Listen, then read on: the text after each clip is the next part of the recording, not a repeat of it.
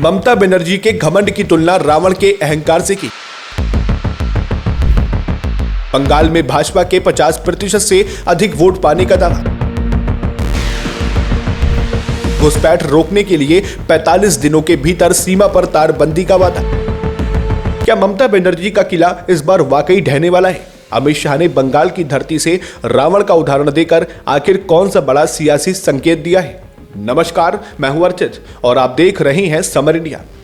पश्चिम बंगाल की राजनीति में आज एक बार फिर से चुनावी सरगर्मियां अपने चरम पर पहुंचती नजर आ रही हैं। केंद्रीय गृह मंत्री अमित शाह ने शनिवार को टीएमसी पर जोरदार हमला बोला और यह साफ कर दिया कि आगामी विधानसभा चुनाव के बाद बंगाल से ममता बनर्जी की अगुवाई वाली भ्रष्ट सरकार की विदाई होकर रहेगी। बंगाल में आगामी विधानसभा चुनाव से पहले पार्टी की तैयारियों को धार देने के लिए अमित शाह राज्य के दौरे पर पहुंचे हैं। उन्होंने कोलकाता से सटे उत्तर 24 परगना जिले के बैरकपुर में भाजपा के कार्यकर्ता सम्मेलन को संबोधित करते हुए ममता सरकार को उखाड़ फेंकने की हुंकार भरी। भाजपा कार्यकर्ताओं में जोश भरते हुए शाह ने दावा किया कि बंगाल में चुनाव बाद प्रचंड बहुमत से भाजपा की सरकार बनेगी।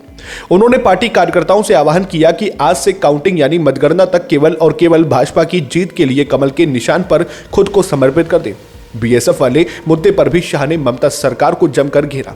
उन्होंने कलकत्ता हाईकोर्ट द्वारा हाल ही में बंगाल सरकार को भारत बांग्लादेश सीमा पर बिना बाढ़ वाले क्षेत्र में तारबंदी के लिए बीएसएफ को 31 मार्च तक जमीन सौंपने के निर्देश का स्वागत किया। शाह ने कहा कि हाईकोर्ट का यह निर्देश राष्ट्रीय सुरक्षा के हितों में ममता सरकार के मुंह पर तमाचा है। शाह ने वादा किया कि भाजपा की सरकार बनने के 45 दिनों के भीतर बंगाल में अंतर्राष्ट्रीय सीमा पर तारबंदी का काम पूरा कर लिया जाएगा। उन्होंने कहा कि टीएमसी के शासन में घुसपैठ और भ्रष्टाचार दोनों ने संस्थागत दर्जा हासिल कर लिया है और इन बुराइयों के प्रभाव से कोई भी क्षेत्र लंबे समय तक अछूता नहीं रहेगा।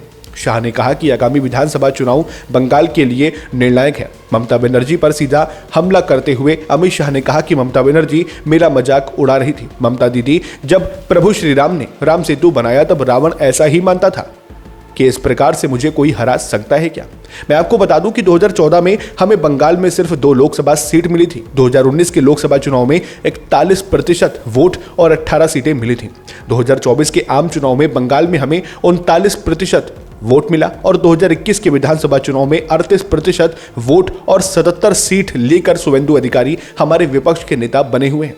ममता दीदी, आप इस बार देखना, भाजपा का वोट 50% से अधिक होगा और प्रचंड बहुमत से हमारी सरकार बनने वाली है। अमित शाह ने स्पष्ट किया कि उन्हें 21 राज्यों में सरकार होने से संतोष नहीं है। उन्होंने कहा, 21 राज्यों में सरकार से मुझे कोई संतोष नहीं है जब तक बंगाल में भाजपा की सरकार नहीं बन जाती। प्रधानमंत्री नरेंद्र मोदी हो, मैं या देश भर के करोड़ों भाजपा कार्यकर्ता तभी खुश होंगे जब 22वां राज्य हमारा बंगाल हो। यही हमारे मारे गए सैकड़ों कार्यकर्ताओं व डॉक्टर श्यामा प्रसाद मुखर्जी को सच्ची श्रद्धांजलि होगी। शाह ने शरणार्थी मधुआ समुदाय को भी आश्वस्त किया कि उन्हें किसी से डरने की जरूरत नहीं है। उन्होंने कहा कि अवैध घुसपैठियों को मतदाता सूची से बाहर निकालना ही होगा।